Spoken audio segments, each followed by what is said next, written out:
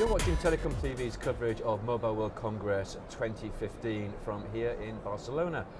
I'm joined in the studio now by Atul Satija from InMobi. Yes. Atul, thank you for talking with TelecomTV. Thank you for having me here. The show is huge. It covers a large industry. There's many aspects to this industry, but one of the areas we see tremendous growth in is in applications for users. Can you give me an idea of the size of the app market we're talking about? I think Google and Apple, given they drive the ecosystem, have given different sizes. I think our estimate says that there are about 500,000 developers, unique developers across iOS and Android put together. And that number is exploding, right? We are seeing 30, 40, 50% growth on that number year over year. So imagine that 500,000 developer ecosystem getting to 1 million developers in 2 years from now. It's pretty massive. The numbers are huge. Yeah. But anecdotal evidence suggests that a lot of developers, small developers, they don't necessarily make a lot of money. Yes. So it seems incredibly difficult Yes. to monetize this. Yes. How on earth do you go about that? So actually the problems are two. The first problem that more developers have is not the monetization, it's the distribution. So if you don't have the scale, there is no way you can make money anyways on that. So I think when a developer wakes up, makes a product, puts it on the app store, the first thing he wants is distribution. And that is where, unless you have the muscle to spend a lot of money to get paid distribution, things have been very difficult. And by distribution, it's also visibility. You've got to be seen. Yes.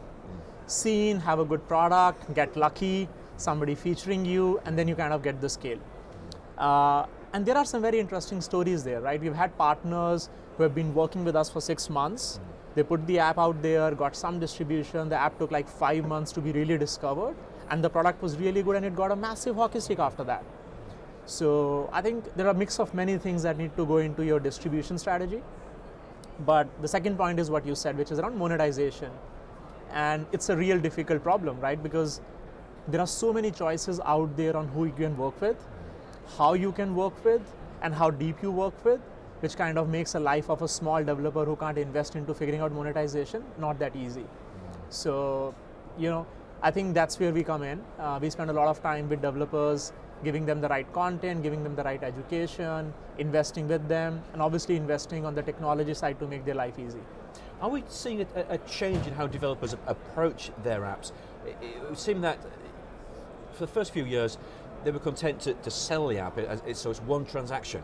Yeah. Whereas now, are we looking to those developers, they want to maintain a relationship with users and Yes. prolong those transactions? Yes. So there are small number of developers who obviously have paid apps. Majority of them make money through in-app purchases, and then there are equal number of people and more who make money through advertising. I think the in-app bucket is the largest one, where people are saying, hey, I have 1,000 users. I want to get these 1,000 users to pay as they get engaged in the app, but they realize that there are only 2 or 3% users who actually will pay over the course of their app usage. So you have majority of the users, 97, 98% of the users, who are never going to pay in the life of the app.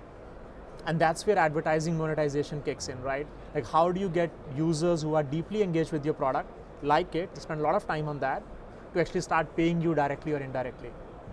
So developers then have a choice of using monetization through advertising, and that's where the ad networks, the business that we are in comes in. So we help majority of the developers make money from majority of the users through advertising. Is this a truly global industry, or with the same issues in all regions, or are there some areas that are starting to see more growth or more opportunities than others? So this is as global as you will see any industry get. It's a very flat world in the world of mobile applications. There are some verticals that are relatively less global than others. Think commerce, travel, where people are looking at their own economies. But there are a lot of verticals like gaming, like utilities, where you launch a product, it is relevant for the audience across the globe, 100 countries, 200 countries. So it's very, very global. And what about emerging markets? As we see more smartphones penetrate those markets, is it the case of the apps then follow? Actually, we have seen that the difference between, or the time lag between smartphones growing and the app usage growing is actually nearly zero. Really? People buy the device and they immediately get hooked onto the apps. There is no delay of like 3 months, 6 months for them to learn the apps. So what we are seeing is that I think the size of these markets, when you look at PC world and now you can look at mobile world, they are actually carrying a lot more than their weight, which they did in PC. Like, in PC, if Mexico as a market was like size X relative to 10x on digital, on mobile that is already 3x versus 10x. So I think the low ARPU is being covered up by the large population base in these countries, and it's kind of more balanced ecosystem and hence more global. So you can't be as a developer only look at US and Western Europe and say I'm good because I know how to crack these markets. You have to have truly global partners for monetization because users are very global. Are developers looking at HTML5 apps? I mean, there was talk about HTML5 a few years ago as a way to sort of break the monopoly of Apple and Google. We don't seem to be seeing traction here. If you ask me, I don't think so. I think a lot of developers have tried. Some get massive incentives by certain ecosystems to push HTML5. But you know what, like Google was pushing HTML5 very, very heavily 5 years back. They were not invested into apps and they changed their mind. Apple changed their mind. And the reality is that you're seeing the same thing happen across every ecosystem till you are ready, mature to invest in that ecosystem on the app side, because the reality is that the native apps are far, far better as experience than HTML5. So you can fight it for a while, but when the investment goes away and the capital goes away and the patience runs out, you say, you know what, I'm going to go into apps natively. And I don't see massive future on HTML5 apps in the next 2-3 years unless you see a very different transformation in the ecosystem, which is very, very unlikely given how mature these ecosystems already are now. So do the communication service providers, the carriers, do they play a part in this at all? They'd like to, but they do feel excluded. Yes. I was saying it's $1 million question, but yeah, for them it's a hundreds of millions of dollar question. It's been a tough one for them, given users want to work directly with the best products.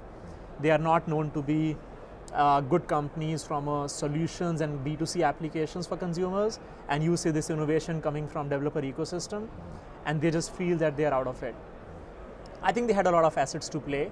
Obviously data around the user and user likes and demographics and where they are in the SEC ABC.